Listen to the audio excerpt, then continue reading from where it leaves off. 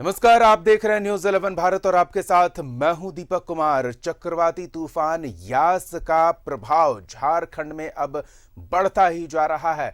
ये तूफान तबाही वाला तूफान साबित हो रहा है। झारखंड के कई हिस्सों में हालात तेजी से बदले और तेज हवाओं की वजह से कई जगहों पर पेड़ उखड़ गए, बिजली के खंभे गिर गए और भी काफी नुकसान होने की खबरें सामने आ रही है। सिमडेगा की बात करें तो वहां चक्रवाती तूफान यास का खासा असर दिख रहा है। भारी बारिश की वजह से निचले इलाके जलमग्न हो गए हैं।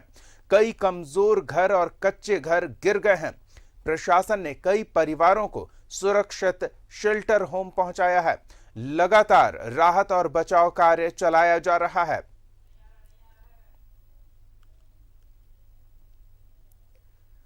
तो सिमडेगा की ताजा स्थिति के बारे में जानकारी देंगे हमारे संवाददाता प्रवीण,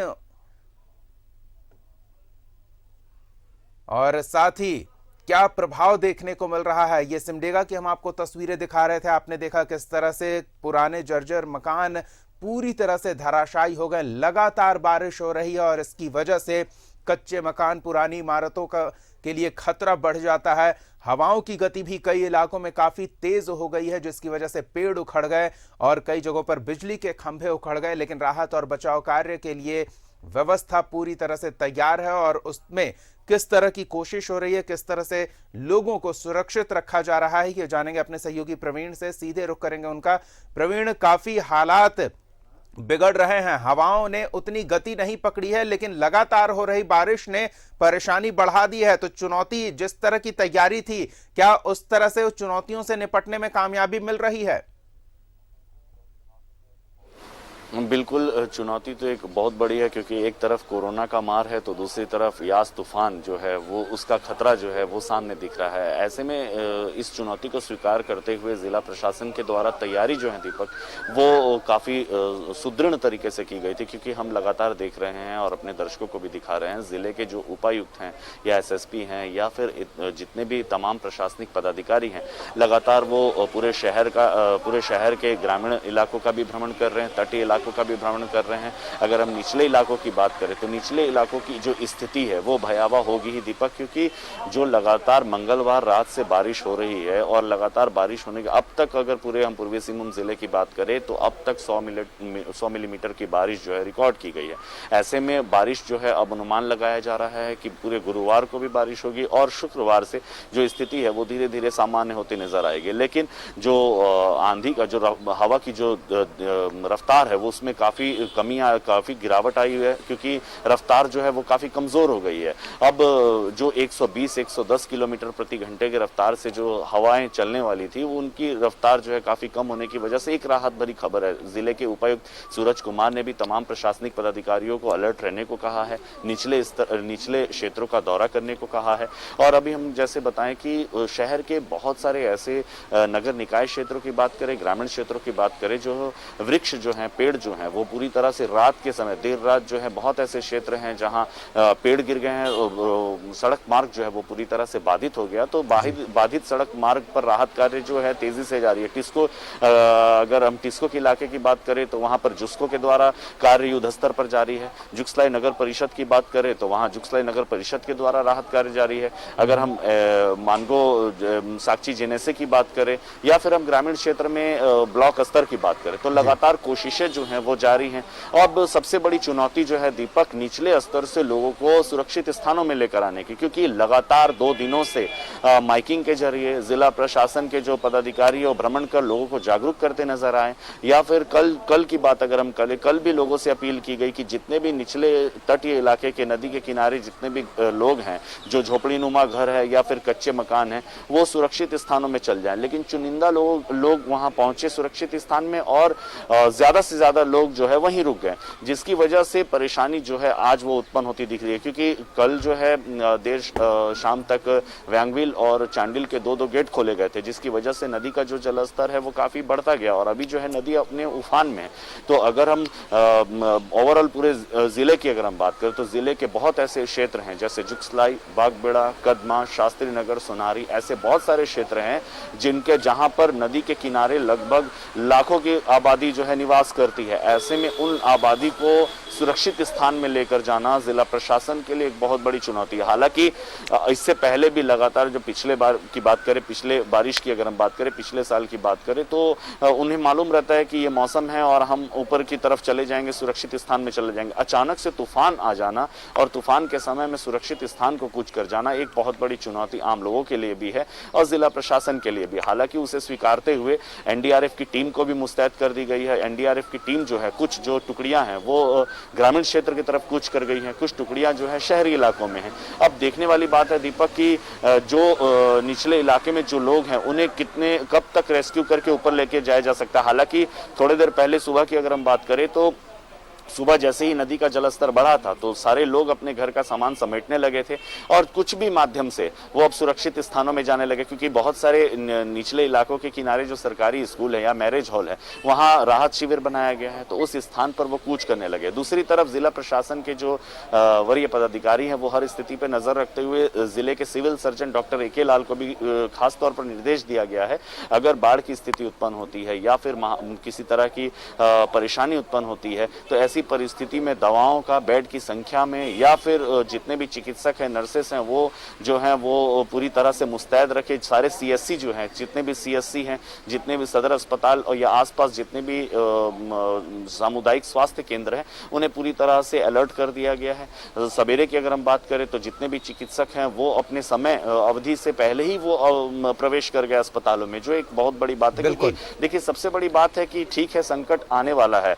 और ऐसे में हम कितने सजग हैं और हम कितने सतर्क हैं और हम ये सबसे महत्वपूर्ण है कि हम कितने सतर्क हैं, क्योंकि प्रशासनिक अमला पूरी तत्परता से सुरक्षित रखने में लोगों को जान माल का कम से कम नुकसान हो इस कवायद में जुटा हुआ है। ये प्राकृतिक आपदा है, इस पर हमारा नियंत्रण नहीं, लेकिन नियंत्रण हमारा इस बात पर है कि हम खुद को कैसे सुरक्षित रखते हैं ताकि जान माल का नुकसान कम से कम हो। सिमडेगा से हमारे सहयोगी आशीष जुड़ रहे हैं, हम सीधे उनका रुख करेंगे, एक बार उनसे भी जान लेंगे कि वहां क्या हालात हैं, क्योंकि जो तस्वीरें सिमडेगा की हमने आपको दिखाई है वो बेहद ही भयावह तस्वीरें हैं। कई मकानें ध्वस्त हो गई है, निचले इलाकों में पानी भर गया है और हम पीछे देख पा रहे हैं आशीष, काफी पानी भरा हुआ है, आपके पीछे का इलाका एकदम जलमग्न दिख रहा है, तो थोड़ा कहां आप जानकारी दें। और बारिश भी रुकी हुई दिख रही है, तो क्या ये सुखद संदेश है? बिल्कुल, अभी इस वक्त हम शहर के करीब एक डैम के किनारे हैं और डैम का भी जलस्तर 10 फीट से ऊपर बढ़ गया है लगातार बारिश से। सिमडेगा में पिछले 2 दिनों से लगातार जो बारिश हो रही है, कल जब यास तूफान झारखंड में प्रवेश किया तो बारिश रात में तेज हो गई और जिले में 2 जगहों पर, अलग अलग जगहों पर मकान ध्वस्त हो गए। एक जलडेगा से ध्वस्त होते मकान को देखते हुए पुलिस ने वहां के परिवारों को शेल्टर होम में शिफ्ट किया। साथ ही जितने भी निचले इलाके सिमडेगा में हैं, खेत खलिहान, सभी में पानी भर गया है और अभी बारिश हल्की है, थमी हुई है और आने वाले समय में इस एक सुखद संदेश के रूप में सामने आ सकता है। और किस तरह की तैयारी दिख रही है आशीष, ये भी जानना चाहेंगे आपसे। प्रशासनिक अमला पहले से किस तरह से तैयार था और अब उन्हें क्या मशक्कत करनी पड़ेगी हालात को फिर से पटरी पर लाने के लिए, व्यवस्था दुरुस्त करने के लिए, क्योंकि नुकसान भी काफी हुआ है? जी बिल्कुल, नुकसान काफी हुआ है। प्रशासन पहले से मुस्तैद थी। कल रात की बारिश को देखते हुए सिमडेगा पुलिस ने अपने सभी जवानों को हाई अलर्ट कर दिया था। अब जिला प्रशासन पूरे क्षति का आकलन कर रही है और कोशिश कर रही है कि जल्द से जल्द इन गरीबों को मदद पहुंचाई जाए। 96 राहत कैंप जिले में बनाए गए हैं। अगर आज भी बारिश होती है और किसी तरह का और क्षति होता है तो हर जगह शेल्टर होम बने हुए हैं जहां गरीबों को शिफ्ट किया जाएगा। वहां खाने पीने रहने सबकी पूरी व्यवस्था है, जनरेटर की व्यवस्था है। सबसे बड़ी बात है, सिमडेगा में एक राहत भरी यह खबर रही कि इतनी बारिश के बावजूद निर्बाध बिजली मिलता रहा सभी को। बिल्कुल बिल्कुल जी। तो सबसे महत्वपूर्ण ये था और तैयारी भी इसके लिए मुकम्मल की गई थी कि निर्बाध बिजली की आपूर्ति सुनिश्चित की जाए और उसमें प्रशासनिक अमला सफल हुआ है। लेकिन आशीष, अभी स्थिति पूरी तरह से बदले नहीं हैं। अभी अगले 24 घंटे और भी चुनौतीपूर्ण हो सकते हैं, इस तरह की संभावना जताई जा रही है। तो अगर हम इस बात को लेकर निश्चिंत हो जाएं कि बारिश रुक गई है और हालात बेहतर हो रहे हैं, तो ये खतरनाक हो सकता है। तो क्या अभी भी लोग सतर्क हैं, प्रशासनिक अमला सजग है? बिल्कुल, प्रशासनिक अमला अभी भी सजग है। जिले में जो कंट्रोल रूम बनाए गए हैं, इसके अलावा हर थाना क्षेत्र में अस्थायी कंट्रोल रूम बनाए गए हैं, जो लगातार क्षेत्र में नजर बनाए हुए हैं और हर एक घंटे में जिले को हर प्रखंड से वहां के हालात की सूचना दी जा रही है, जिससे ये पता चल सके कि कहां पर किस तरह की घटना घटी और वहां कैसे राहत सामग्री पहुंचाने की आवश्यकता है। लगातार डीसी, एसडीओ, एसपी, लगातार जिला प्रशासन सहित पूरा अमला जिला कंट्रोल रूम के संपर्क में है और हालात जानने की कोशिश कर रहा है कि किस तरह जिले में लोग हैं। आज भी दिन भर बारिश हो सकती है, फिर बारिश शुरू हो गई अभी, तो अगला 24 घंटा काफी खतरनाक साबित हो सकता है, क्योंकि आज मौसम विभाग ने भी सिमडेगा में भारी बारिश का संकेत दिए हैं। दोपहर 2 बजे के बाद भारी बारिश होने के आसार हैं। तो इसको देखते हुए जिला प्रशासन पूरी तरह से मुस्तैद है। अब देखना होगा कि जिला प्रशासन की मुस्तैदी और दावे कितने सही साबित होंगे, ये पूरी तरह से तूफान के गुजर जाने के बाद ही पता चल पाएगा। जी आशीष, बने रहे हमारे साथ, थोड़े जानकारी और हम आपसे लेंगे। हमारे सहयोगी प्रवीण भी जुड़े हुए हैं। प्रवीण, अगले 24 घंटे और भी महत्वपूर्ण हो जाएंगे, क्योंकि केंद्र झारखंड के काफी करीब पहुंच जाएगा और झारखंड के कई हिस्सों पर उसका काफी ज्यादा प्रभाव देखने को मिलेगा। तो ऐसा तो नहीं कि अभी जो हालात कुछ बेहतर हुए हैं, बारिश कुछ थमी है, तो लोगों ने इसे हल्के में ले लिया हो और घरों से बाहर घूमने निकल गए हो, मौसम का आनंद लेने निकल गए हो? बिल्कुल दीपक, जो दृश्य दिख रहा है कि लोग जो हैं अब आवागमन जो है वो काफ़ी बढ़ती जा रही है। ऐसे में लोगों को समझना होगा, क्योंकि अभी भी संकट जो है वो ख़त्म नहीं हुई है, क्योंकि ज़िला प्रशासन के द्वारा ये साफ जाहिर, मौसम विभाग के द्वारा यह साफ कह दिया गया है कि गुरुवार का जो दिन है वो काफ़ी खतरनाक, काफ़ी मतलब इस स्थिति से अगर हम पार हो गए तो शुक्रवार जो है वो स्थिति सामान्य हो जाएगी। तो ऐसे में लोगों को सतर्कता ज़रूर है। लेकिन दीपक, हम आपको एक बात बता दे रहे, बहुत बड़ी समस्या जो शहरी क्षेत्रों में देखने को मिल रही है, क्योंकि बड़े बड़े वृक्ष जो हैं ट्रांसफार्मर से टकराए हैं। बिजली जो गैर टिस्को इलाके जितने हैं वहां पर बिजली जो है वो पूरी तरह से कल से बिजली आपूर्ति जो है वो बाधित हो गई थी। अभी जो है पानी की समस्या सबसे ज्यादा देखी जा रही है, क्योंकि देखिए सबसे बड़ी बात है, ग्रामीण क्षेत्रों में जलाशय जो है निकट, जो जितने भी जलाशय हैं, तालाब हैं या फिर कुएं हैं, वहां से पानी की जो है आपूर्ति हो जाती है। लेकिन शहरी क्षेत्रों में, नगर निकाय क्षेत्रों में जो लोग रहते हैं, वहां स्थिति होती है कि वो वाटर टैंक पर ही निर्भर करते हैं। लेकिन जिस तरह से बिजली गुल है, तो शहरी क्षेत्रों में जितने भी नगर निकाय क्षेत्र है वहां पर जो है वाटर टैंक में पानी, नदी का जलस्तर भी बढ़ा हुआ है। तो ऐसे में पानी जो है वो वाटर टैंक पर नहीं चढ़ा और ऐसी स्थिति हो गई है कि लोग बूंद बूंद पानी को जो है वो तरस रहे हैं। तो एक सबसे बड़ी चुनौती जिला प्रशासन के पास है कि एक तरफ जो है कोरोना का संकट है, दूसरी तरफ जो यास चक्रवाती तूफान के चलते जो समस्याएं उत्पन्न हो रही है, जल जमाव की समस्या की अगर हम बात करें, पेड़ों का अगर सड़क मार्ग पर गिर जाना और सड़क मार्ग अवरुद्ध हो जाना, निचले स्तर पर जल जमाव हो जाना, ये बिजली आपूर्ति बाधित हो जाना, और बिजली आपूर्ति बाधित होने के बाद लोगों के समक्ष जो समस्याएं, जो दिनचर्या में जो समस्याएं उत्पन्न होती है वो देखने को मिल रही है। अभी पूरा जुगसलाई नगर परिषद की अगर हम बात करें, मानगो क्षेत्र की बात करें, पानी के लिए हाहाकार मचा हुआ है। लोग हमसे, हमारे चैनल से वो फोन के माध्यम से संपर्क करने की कोशिश कर रहे हैं कि स्थिति जो है उन कितनी विकराल है और काफी वो परेशानी में।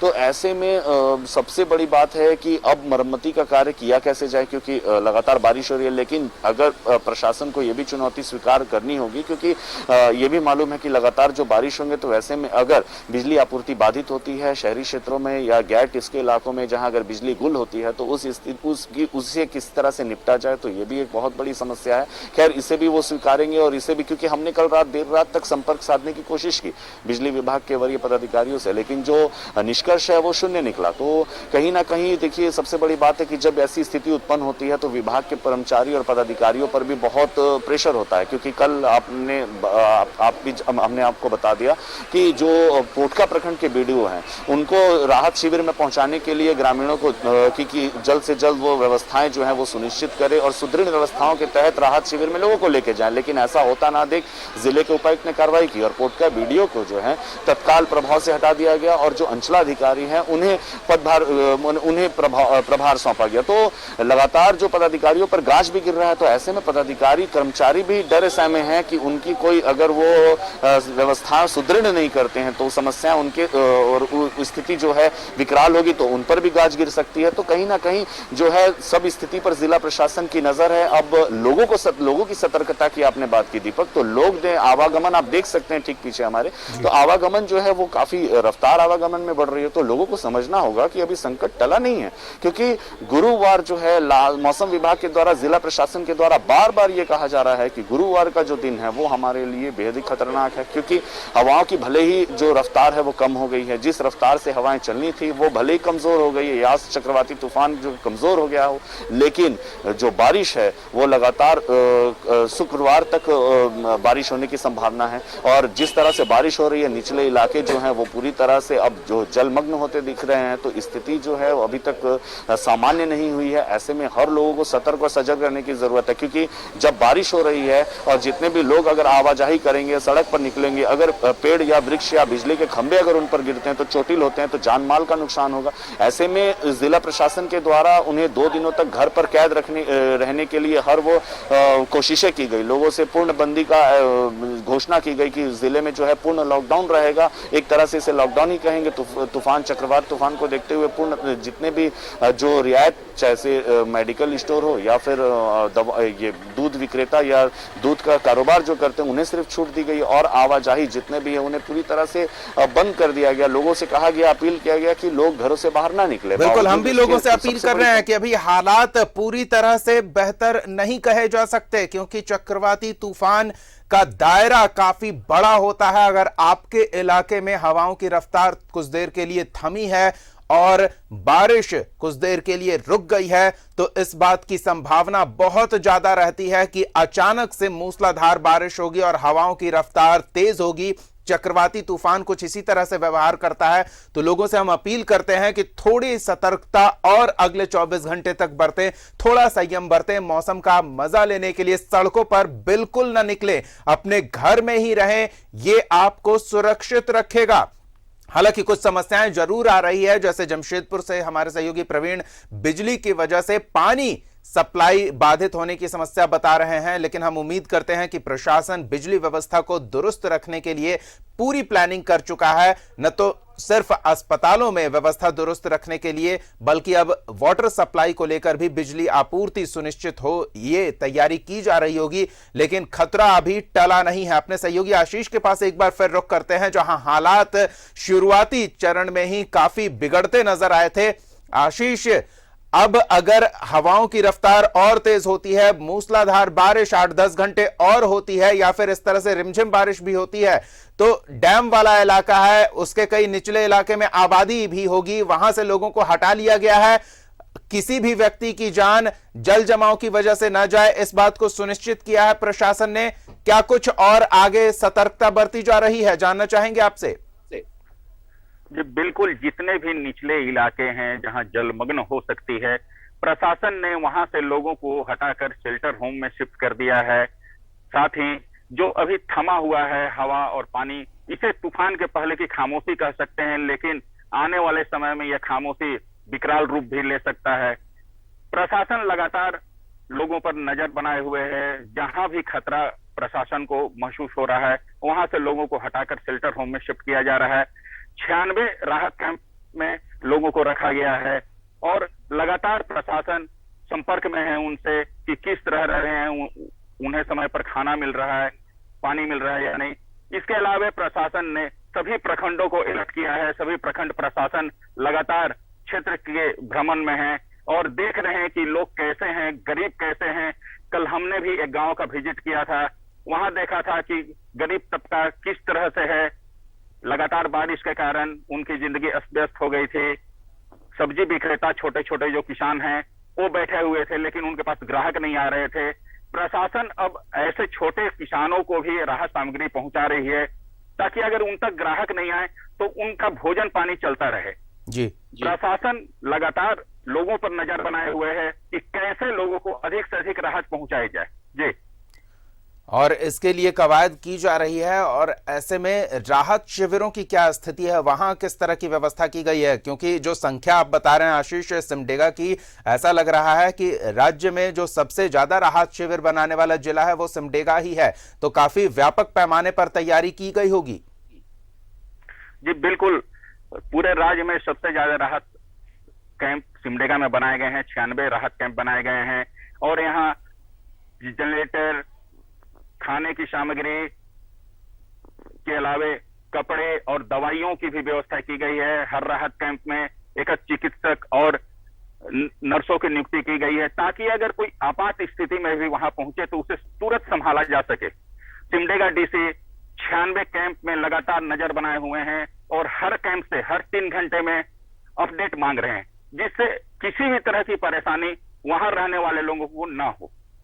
जी बिल्कुल बिल्कुल, एक बार फिर प्रवीण का रुख करेंगे, लेकिन आशीष आपका बहुत बहुत धन्यवाद इन तमाम ताज़ा जानकारियों के लिए। और प्रशासन ने जो सतर्कता बरती है उसके लिए हम एक बार फिर लोगों से अपील करते हैं कि वो खुद की सुरक्षा सुनिश्चित करें। प्रशासन अपने स्तर से तैयारी कर रहा है। अभी स्थिति में जो सुधार हुआ है इससे ये बिल्कुल ना समझें कि चक्रवाती तूफान यास का अब खतरा बिल्कुल नहीं है।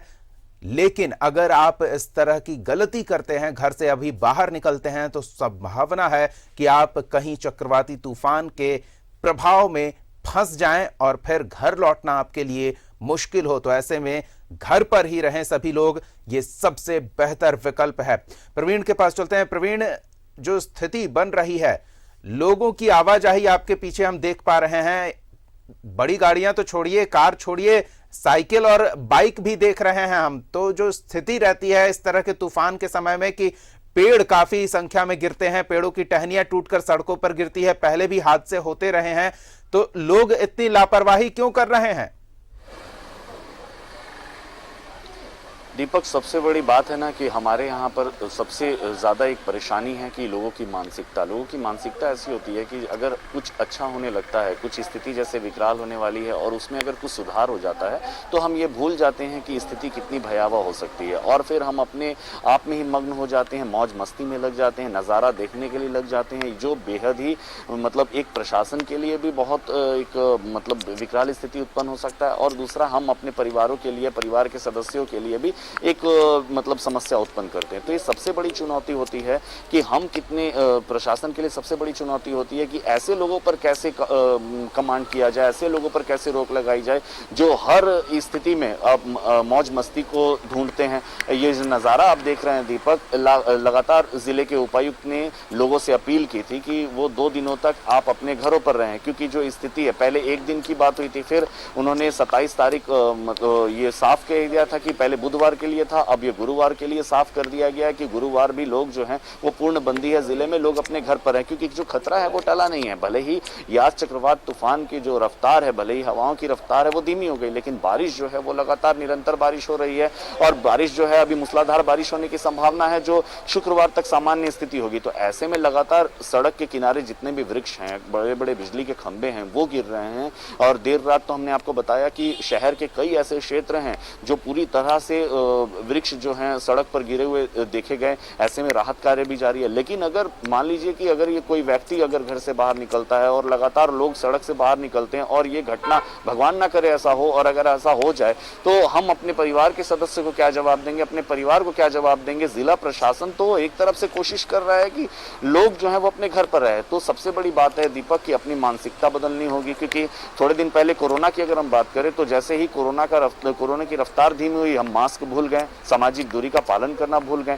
तो लगातार हमारी जो भूल है हमें संकट में डालती है। हमें बिल्कुल, और हमें ही ये स्पष्ट रखना होगा, अपने दिमाग में इस बात को पूरी तरह से समझ लेना होगा कि जो सरकार गाइडलाइंस जारी करती है वो बेवजह नहीं होती। विशेषज्ञों से सलाह मशवरा के बाद, हालात का आकलन करने के बाद ही गाइडलाइन जारी किया जाता है।